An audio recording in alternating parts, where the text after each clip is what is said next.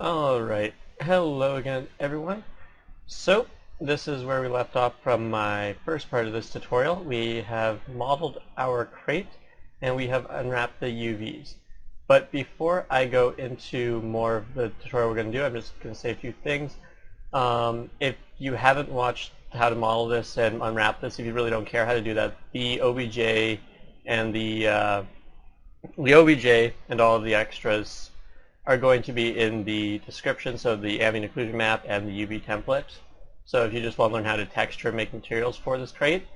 As well, there's a survey in the description that it would be very helpful if you filled it out. It helps me know what you guys want to see in future videos and stuff like that. And as well, my descriptions will also include videos that you should watch beforehand, or if it's a two-parter video, then the video that will come before in the sequence. So there's going to be a lot more information in those descriptions, as well as useful links and stuff like that. Anyways, so let's get on with this. So last video, if you remember, we modeled this crate, we unwrapped it, and we also exported all the maps into the thing. So now what we're going to do is go into Photoshop and start working with these maps and texturing this thing. So if you have Photoshop CS6, I would suggest using their 3D mode, CS6 extended, sorry. 3D mode is only in the extended version. So to do that, we'll just go to Open and go into and find your OBJ and your two texture maps that you did. So I'll go to there, there we go, texturing pipeline, and the crate OBJ, the crate ambient occlusion, the crate template. So we'll open all three of those. As you notice, we have the crate. You can click the select the move tool to move around and see how it looks. What we're just going to do quickly is click on our light, which is right here. You'll see your infinite light 1, and you can move it around. You can see how it looks different lighting ways. I like using this move to view light, so you can easily select it around. You can move it around and then just move the lighting to wherever you're looking at it. But the shadow really doesn't do much where you're just trying to do diffuse texture, because that's just color information and not light information. So we'll just leave that like that. Now what we're going to do is save this crate OBJ as a PSD, and in the texturing pipeline there's crate PSD right there, so I'll just create one, save that, and maximize capability. That's just Photoshop things. And as you can see, we can move around. Now what we want to do though is we want to texture this on the flat plane that we had. So to get to our diffuse texture, you can see under our textures, diffuse under our layers, we have layer 1, textures, diffuse. Double click on the diffuse and it'll open up this new PSD. What you have to take in mind is this is a 1024 texture. They automatically make them 1024, so what we want to do, and we export as 2048 textures. So what we want to do is go under image size, and make it 2048. That's all you have to do to make this a 3D, this texture 2048 for this texture right here. So next what we're going to do is add the ambient occlusion map and the template. So we'll just copy and paste it. Control A, Control C, Control V, and multiply both of these. We'll use multiply on them just because it's easier, so we can see something underneath it. Next what we're going to do is invert the UV template so we can see what's going on there. And we're going to save this off and look at the crate PSD. Now as you can see, there are some things with places that we're going to need to worry about because of the way we did the textures and overlap some of the UVs. Some things and some images, as you can see, there's really dark right here. Some of the ambient occlusion isn't really necessary, and it's actually detrimental to our textures. So what we want to do is first clean that up. So as we notice, this is going to be problematic in our ambient occlusion. But really, for all of it is, because we have all these dark places here and all these dark places here. Really, we don't need to care about the ambient occlusion on the inside of this map, since we really never see it. The ambient occlusion won't really show anything, so we can just delete that right off. So we'll go into our places that have this, and on their edges, as you can see, there is a bit of a fluff there, so we can just delete up to that edge, right to it there. Select all of it, and make sure we're in an ambient occlusion layer, and delete it off. Now we'll just move this down by holding shift and the down key. Moves it down every 5 pixels, I think, or 10 pixels. Delete off that. And as you'll notice, when we go back into our crate, there's no more problems with that ambient occlusion in our areas. And you can still see there's ambient occlusion in the detail areas and stuff like that. So next what we're going to do is close out the ambient occlusion and this crate template because we don't need it. We're going to move over to our side ones. As you can see over here, there's still some problems with it. So we'll go to that one, which will be these objects, or these templates right here. I just know this just because I can tell it has the exact same look of what we had going on before. So we're going to select that dark area again and delete it off of our ambient occlusion. And I don't want all of that, I just want to put that much. Something like that, and there you go. That is deleted off as well. So our ambient occlusion is now cleared up, and what we're going to do is we are going to start making wood and the textures for it. So really for what I do is to make it easier on myself, I make a base textures material, so that would be my woods, my metals, and all that junk. So base textures go on the very bottom. So that's woods and metals, glasses, any texture that has no changes to it except maybe a hue saturation variation. Next what I'll do is I'll put on dirt and noise and stuff like that. So you'll see some details like that. You'll see a bit of dirt somewhere in some places. And what I put on last is my details. So what I'll do is you'll see very soon with how I go from base textures, putting on some dirt to make it give it a bit of warm look, and then putting details underneath the dirt just to give it a bit more detailing look. And the details in dirt, I swap back and forth which one I do first. However, usually the dirt goes first because it works better on the base textures than on the details. Those details need to be independent. So for what we're going to do is we're going to create a new group and call this base textures. Next what we're going to do is create a new layer. And this layer is where we're going to put our first texture on. So to do that, we are going to open up the two images, two base textures that I have linked to in the description, or linked to in the description. It'll probably be in a zip file that you can open up. So we'll open up those two textures, and they will be the metal bear 01 and the wood planks bear 03. So we have these two now here, and what we're going to do is do some changes to these. So first what we're going to do is just put this, we're going to open this and we're going to put some fibers on this area. So what we want to do is go, render clouds. But first we need to render clouds on a new layer, and we also need to make sure the colors we want for the clouds are right. So first we'll create a new layer, and we will select our colors. So for the foreground, or this swatch right up here, just click it to bring up your swatch finder. We'll type in the hex code B3. I've tested these out and made sure they're good. A38C. So it gives us a nice little beige color like that, kind of like the wood color itself. Next color for our background, we're going to have a color, I'm just going to copy that, paste it over from my notes, of 59440D. And we're going to paste that in. So those are our foreground background colors. And now what we want to do is render clouds. So to do that, on our new layer, we go, there we go, just filter, render, clouds. And we got some clouds very nicely there. Now what we're going to do is render fibers to kind of get the fibrous look that wood has. So under filter, render fibers, we're going to make sure that strength is 30 and the variation is 15. Or, sorry, variance is 30, strength is 15, like that. That's okay. And now we see we have some fibrous wood. But our wood doesn't run that way. Our wood runs horizontally. So what we have to do quickly is just rotate this, move it over, and apply the change. And right there. Now you can see there's an obvious seam there, and we don't want that. So what we're going to do is just holding down the Alt key and using the free transform. So where that should be under Edit Free Transform. Or I just have it automatically pre-transform with one of my key bindings. And we do it like that. And there we go. Me holding down the Alt key, it will mirror it around that axis. You'll apply that, move it over just a bit into position, and that's how it looks. Now you can see there's still a seam there, so we'll just move back a few more, and the seam is gone. As well, we can move this entire thing around to see what place we like the most of it. I kind of like it sitting right like that. That's all up to your discretion. Then we'll right-click on these and go Merge Layers.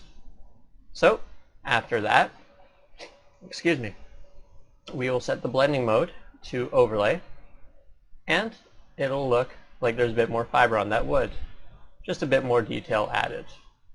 So next what we want to do is do the exact same thing, rendering clouds, rendering fibers, and duplicating it over, but this more for a darker look. So we'll go on there, we'll change our colors up again. The front will again still be the same, B3A, 38C, and the back, however, will be a bit darker. That'll be 787, there we go, well, a bit less saturated. And there we go, and what we want to do is, I should bring that back up, the color was 787064 for the hex code. And we will render some clouds again. Next, what we want to do, just like before, is render our fibers. But we want these fibers to be a bit smaller and a bit more detailed, or fine. Therefore, upping the variance to 50 and the strength to 20. You can see how the strength and variance changes pretty easily. This makes it just longer. This makes it a bit more variated. But we'll put the strength 50 and 20, because I found that works. As you can see, the fibers are smaller and therefore a bit more fine, and it'll be nice on the detail. So we'll do the exact same thing we did by rotating it into the position so the grain goes with the fiber. Moving this over, holding down the Alt key and pulling it back like that, just to mirror it off so the tiling doesn't really cause a problem. It's just a nice little trick to have.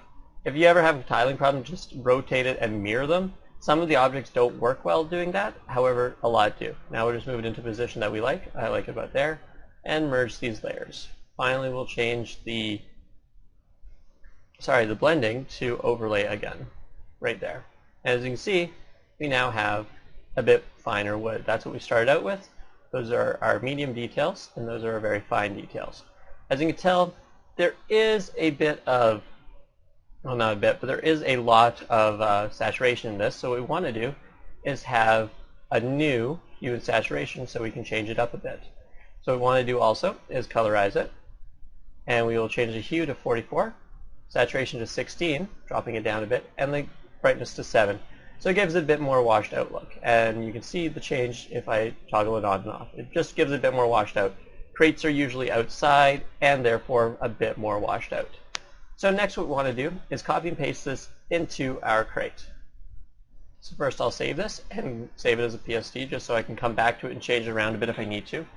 So first what we have to realize when we're using this as wood is this is 4 planks of wood, which gives us nice variation if we're doing planks. However, a crate does not use planks of wood. Each piece of wood is just one wood. They're not a plank, nothing like that. So what we want to make sure is we don't take these lines that make it look like planks with us. So what we're going to do is select just underneath the line. I'm going to have to move down just a bit and copy it. But we want to make sure we don't just copy this layer. So holding down Control-Shift-C, or if we go under the Edit menu, it'll be Copy Merge. This will merge all of these layers and it will copy them. And then we can Control-Shift-C and paste it right into there, just like that. Now what we want to do is just move it into position, scale it around a bit, and we have it into position. Now it's not a tile texture vertically, so what we're going to have to do is use the mirror trick again by holding down the Alt key and using the free transform to mirror it and set it up like that, just to get rid of a bit of tiling. Lead off the excess and merge these 2 layers. Then start copying them around everywhere on all our wood pieces. Now you're going to say that it'll be easy to notice that they're the same, but it really won't be. Because of the detail that we put into it, and with the detail we are going to add to it with a bit of dodging and color burning, it won't look the same at all. So we're just going to copy these around, pulling them in like that, moving them over to there, and on all the wood areas. Now what we could do, what some people could do is you would say, oh, why don't we just put it there and copy it all over the base, because some of our stuff is looking vertical and we don't want the fibers of the wood to be going the wrong way, because fibers of wood always go on the horizontal of the plank just because of the way it's cut. We can scale it up a bit just to make sure it fits. Moving it around everywhere. And we'll move it down to here. And as long as they're not overlapping anything, or you can't see the overlapping of anything, I'm just going to turn off the ambient occlusion layer so I can see my template a bit better. It's alright that it's a bit over the line and stuff like that. But as long as all the textures look good in the model, that's all that matters. As well, I'm going to move this up here. As you can see, this is a bit overlaying of the top and side and everything. So I'm going to these two layers. We have to delete it off a bit and keep deleting a bit of stuff so it doesn't overlap into other sides of the model. So right now we have all of the wood in position and it's nicely set up. So what we're going to do is merge all these layers because really we don't need any control over the placement of these layers anymore. They're just the same wood texture we have right here, and that's it. Next, what we're going to do is go to our crate and see how it looks. So that is with just a base wood on it. We don't have the metal on it yet. We don't have any of the details. We don't have any of the wood darkness, and you can see the wood has nice fibers going with it and everything like that. It's like a washed out, pretty beat up wood crate. It's nothing special, but that's what we want it to be. So as you can see, it's in a 3D model if we have this view in here, and we saved out this one. You have to make sure to save this so it updates on your Crate 1 PSD. Now, if you don't have CS5, as I said before, or CS6, it doesn't matter too much. What we can do is go to this one, and in our max file, hit our M for materials, and in our materials, we want a new material, standard, new map from our diffuse. Just drag out the diffuse standard bitmap.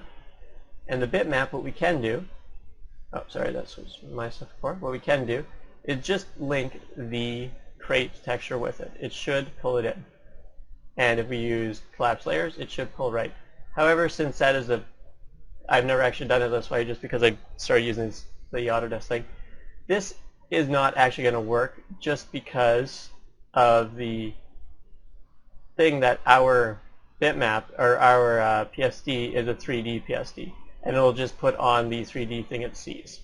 So really what we can do is save off this PSB, so go File, Save As, go to our location.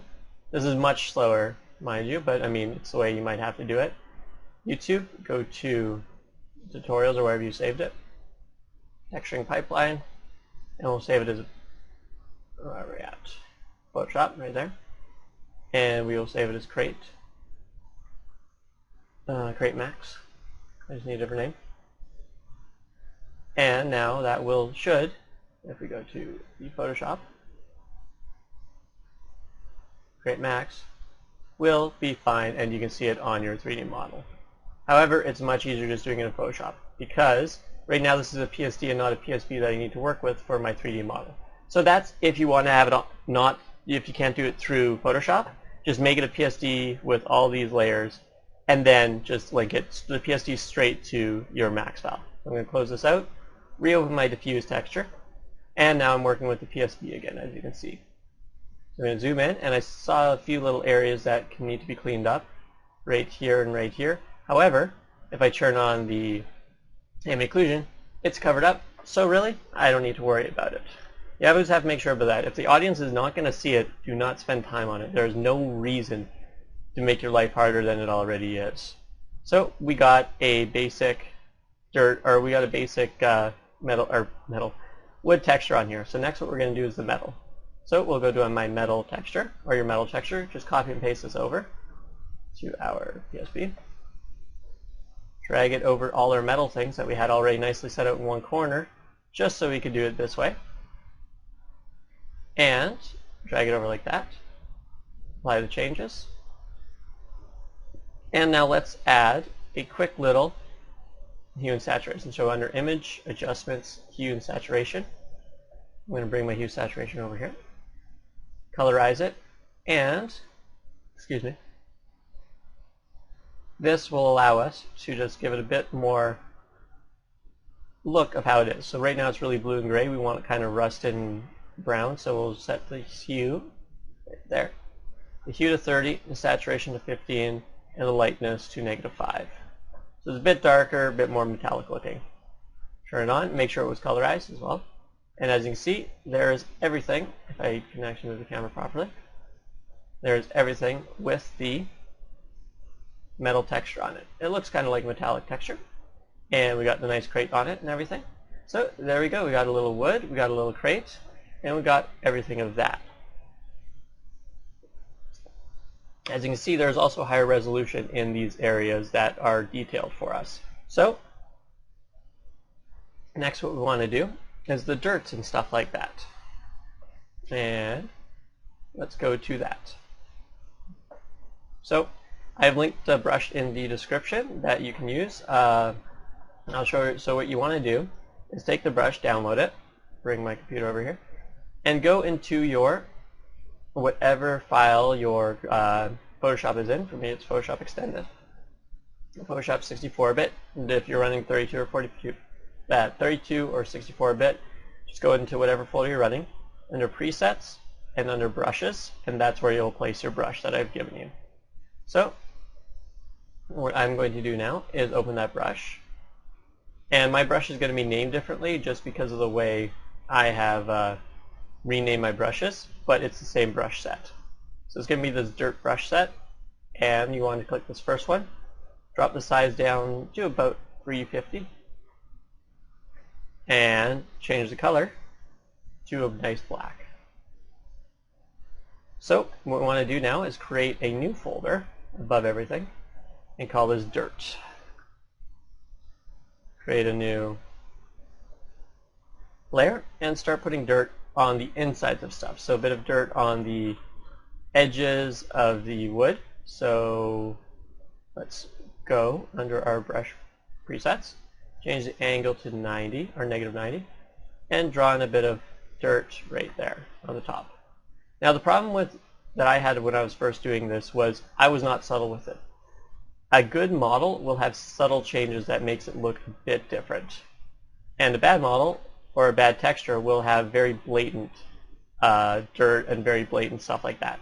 So what I want to do is make sure, and I'll flip X so I can go the other way. You want to make sure that it's subtle. Right now it doesn't look subtle, I know that for sure, just because of the way I have made it. However, we will use the opacity and the blending options just to change it around just a bit to make it more subtle. And put a bit of dirt there, put a bit of dirt here, and flip it again. So it'll turn off the flip X. Close that back up so I can see where I'm working. And there we go. We have a bit of dirt on it. Next what we want to do is drop this opacity down way down. So as you can see, there is a bit of variation on the edges where the dirt is, but not too much. So we'll end up with an opacity of 45. If I can actually get my mouse there. Okay, 44. My mouse is being silly. And now you can see that there is dirt on the edges of the, right around here, on the edges of each of the things. If I up the opacity, you'll be able to see it much easier. But we don't really like that. As you can see, there's a bit too much noticeable dirt and edge wear on those ones. So we're just going to go back down to, down to 45. Next, what we're going to do is add a white grunge layer. So I'm going to swap these and switch this one to a white. And this has also been downloaded, or this will also be linked in the description. So it'll be under, for me it's different, I'm just calling it Basic Grunge 01, but I'll give you the grunge set. And add a bit of white. So this is a bit of wear to it. So what you just want to do is take your brush, that first brush I showed you, this 1024 one, and just copy and paste it over like that. Now that's way too much, and we're going to drop the opacity way down to about 15. And there it is. So we have a bit of wear on the white grunge, and down to about 10. And there we go. So next what we want to do is change the hue and saturation of this using the dodge tool, just so we get a bit more variation. And I'll turn off my dirt so I can see what I'm working with. And under our dodge tool, you can see under, if we go up to highlights and keep the exposure around 40%, you can see that we're changing a bit of that. So we can just give nice, quick little smooth brush strokes. I'm going to turn down the exposure to 25. And there we go. smooth little brush strokes to give it just a bit of variation. And just keep the exposure going. That's too much, so just undo that. And this looks like it just wears the wood a bit more. There we go. A bit down there, and a bit in here. So there we go. We've given it a bit more look to it. And if we go to our crate 1, we can see our changes that we've made to it. I'm going to have to make sure to save this out again. Turn the dirt back on. And there we go. You can see the dirt there. If I select my camera or my light and move it to my view, you can see some of the changes much easier. So lastly, what we're going to do is put a bit of text on the edges in a metallic way to make it look a bit more detailed. So to do this is I use a font that is just like a relic font, and I'll link that as well. And it's called Twenger Alphica, or Gandalf font, but I like the Alphica one. So what I'm going to do is just go into a random place. 48 point is fine with the font, and you just type something random because this is a relic font. You really can't tell what it is, but just make it look like lorem ipsum or something like that. So I'm just going to type lorem ipsum. As you can see, it shows up nothing like it. Rotate it into a 45-degree angle. And there we go. And apply it right there. Now I'm going to copy it and paste it over like that. And as you can see, I'm going to want something different in this one. So this one I'm just going to type, this is a tutorial. And you can see how it kind of gives it a bit more detail. And leave it right there. Select both of these and move them to the next one as well. So we will add a new group, and this will be called details. Take all these four, drop them into the details, rasterize the type, and merge the layers. So now what I did this is I just did it so I could select these like that. So by pressing Control and then clicking on the thumbnail, you select them. I will go back to my metal, copy my metal, and go Edit, Paste Special, Paste Into. Make sure before you use the Paste Into that you have this selected, because this operation just takes your selection, pastes it into it, and creates a mask of it, as you can see right there. Now I'm going to turn off the black one. This is tutorial copy, just where my text was before. Go back to my metal layer and add a few little things. So I'm going to go under my effects, add a bevel and emboss. As you can see, it nicely embosses it. And an inner bevel, smooth, but only 3 sides. Everything else was very nice. Next what I'm going to do also is add a image adjustment hue saturation layer and colorize it again. And then we're going to make it a bit darker, like that. So it will be 22, 15, negative 45. Sorry, I got something in my nose and it's really annoying me. So we will leave it like that. And there's some detail on the edges. So if we go back to our regular crate, you can see a bit of writing on the sides of the crate that makes it just look a bit more detailed. Now what we're going to do is close out the metal bare, planks bare. Yes, we want to save the changes to that. And I'm going to turn off my template so it doesn't get shown up anymore. And there we go. We have a very basic crate that has a bit of nice writing on the side, but it looks pretty realistic. The metal itself could use a bit more rust, but that would just be another grunge brush and adding on to that, which we will do.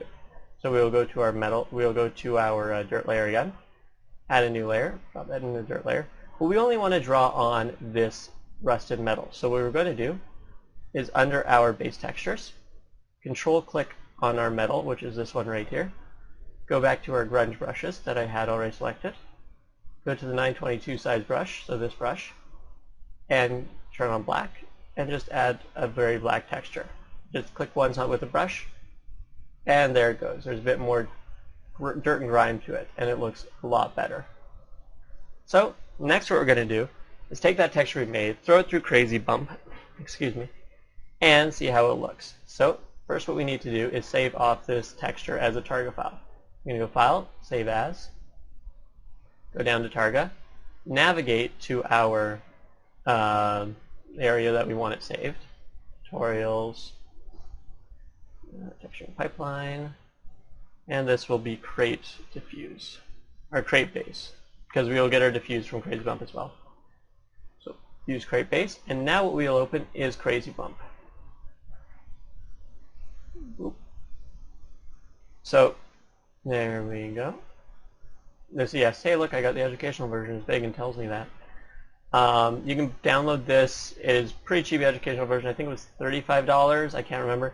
You can pirate it. It is out there. I didn't feel like pirating it because this is actually a really good program that a small team of people made. So first, once you have this open and everything like that, we just click this button to begin. Open photograph and file. And we go into our file again.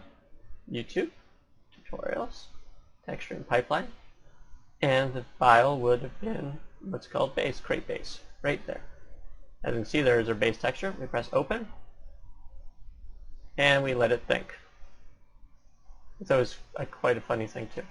So first what we're thought with is select a shape that we feel is better for our model, and we adjust it later in the line. So really I want the outside, the dark, to be kind of pushed out. So we want this shape. But I think it will probably be wrong anyways. Now I'm going to pull over my preview window. There we go.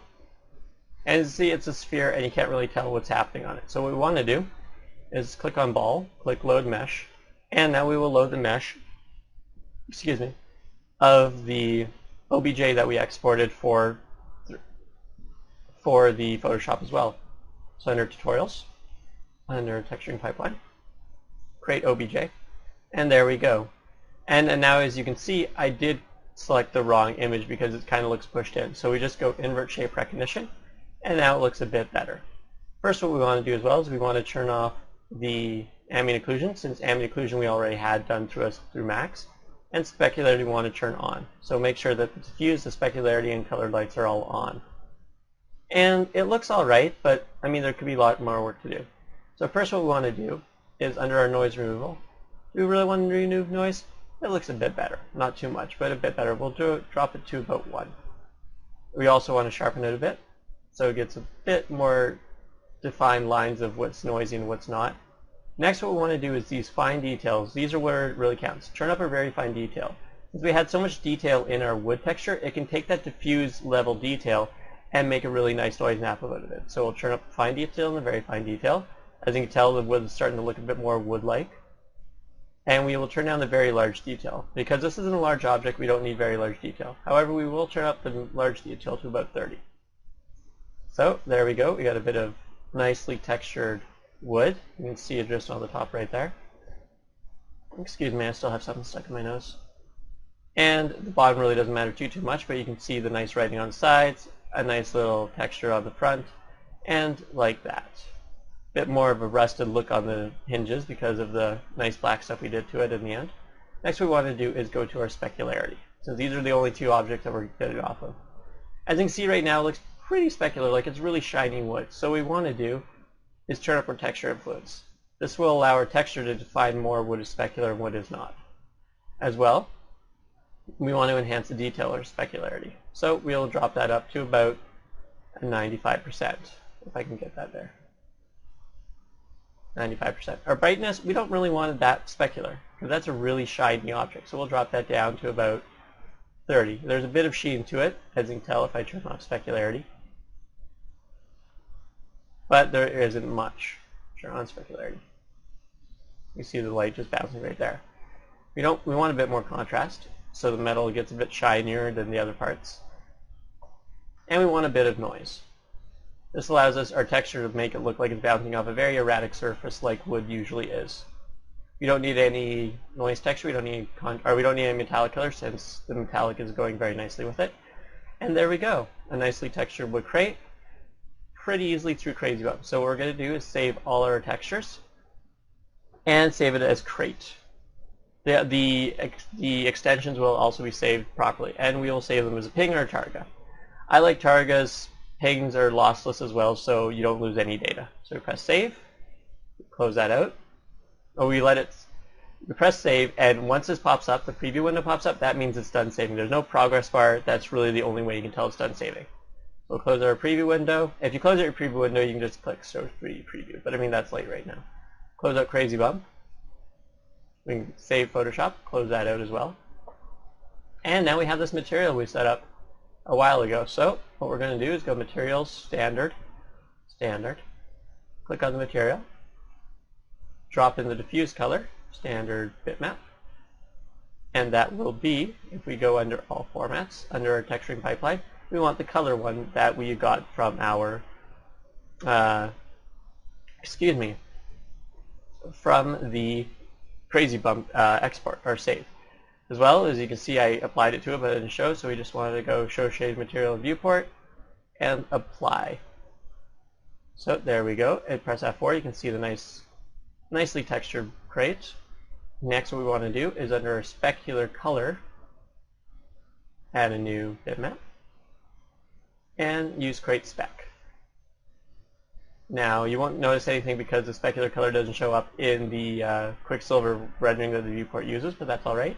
And under our bump map, we will add a standard bitmap, and that will be our crate normal. There we go. And there we go. Now if we press F9 to quickly render it, you can see, oh, it's because, yeah, there we go. You can see the specular, the noise, and the diffuse all working together to create a barrel. So that is the texturing pipeline that I use. A lot of times I take a lot longer on my textures and my models just because I don't have to teach it, and I can take 8 hours doing one texture, which is usually standard for me. It usually takes me around 8 hours to just do one base texture. So it takes a while to do it properly and to do it more. But the things I can give you as tips is the subtlety is the key. If it's not subtle, then people can tell that it doesn't look right. And again, also, a little bit of variation is key, where this is going to right now. So, as you remember before, last thing, we have a bit more of vertices than we need to do, than we actually needed. So what we're going to do is convert this to an editable poly, and we're going to start moving those vertices around a bit, just so we can see how it affects everything. So what we want to do is select the vertices, go to our front viewport, select those vertices, move them down a bit, select these ones, move them up a bit, just give it a bit of variation. As well, we can go into here, and from the front, we can just select these ones. Where are we at? I'm just trying to figure out how to best select these. We're going to take these ones. There we go. And move them up a bit. And just slowly move all your vertices around just to give it a bit of variation. As you can see, our texture is stretching, but not enough to really be worried about it. And from our top view, we can turn F3 to show our shaded material. We'll just select these ones, pull them out a bit like that. Select all of these ones, pull them back a bit like that. And as you can tell, it just gives a bit more of a worn look, like any crate would have. And it doesn't look as perfect. So, there we go. It just pulls it around a bit, showing a bit more wear and a bit more warping like wood actually does in real life. And there we go. We have a textured crate from nothing. We have gotten a diffuse, a spec, and a normal map on there that will interact with lighting, as this has no lights, proper lighting, and it doesn't interact too well. But that is everything. And that is how I do a texturing pipeline between concept to model to texturing to thing. This is now ready to be exported into any game engine of your choosing in a quite easy fashion. So I hope you enjoyed that, and as always, please, or not really as always, but again, I will ask you to do, if you watch to the end, I'll ask you to do the survey because it really helps me out to see what you guys want and stuff like that. So I hope you enjoyed. I hope you learned something new. And if you have any questions and comments and stuff like that, just leave some comments in the description or in the comment section, and I will hopefully get back to you. Cheers.